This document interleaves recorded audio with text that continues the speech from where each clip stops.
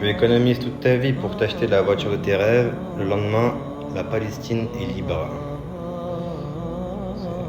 C'est un peu inquiet, ça me fait peur. Salam alaikum. Il y a cette pensée que beaucoup ont qui est que la libération de la Palestine est un des signes de la fin des temps. C'est plus subtil que ça en vérité. On a de nombreux hadiths qui nous mentionnent la région du Shem, qui comprend la Syrie, la Jordanie, le Liban, une partie du sud-est de la Turquie et la Palestine. Et dans les hadiths concernant la fin du temps avec la région du Shem, on a par exemple la bataille qu'on va avoir envers les circoncis de l'autre team. Le messager alayhi salatu wassalam nous avertit que l'heure ne viendra pas avant que les musulmans ne combattent contre les circoncis de l'autre team. Les musulmans les tueront au point où les arbres et les rochers diront ô serviteur d'Allah, voici un circoncis de l'autre team derrière moi, tue-le. Et forcément, ça doit se passer là où ils se réunissent tous, c'est-à-dire en Palestine. Et la région du Shem, c'est une région qui est bénie parce qu'il y a beaucoup de messagers et de prophètes qui ont été envoyés là-bas. Le messager alayhi salatu wassalam nous a averti lorsque les fitaines arriveront, donc les catastrophes, les tentations, la sécurité se trouvera au Shem. Et c'est également là-bas qu'il y aura le feu du rassemblement, le dernier signe de la fin des temps, avant que la fin s'abatte réellement sur ce bas monde. Les gens seront rassemblés dans la région du Shem. Également par rapport à Al-Malham al-Kubra, l'Armageddon, une grande guerre qui va précéder les signes majeurs de la fin des temps, ça se passera au Shem.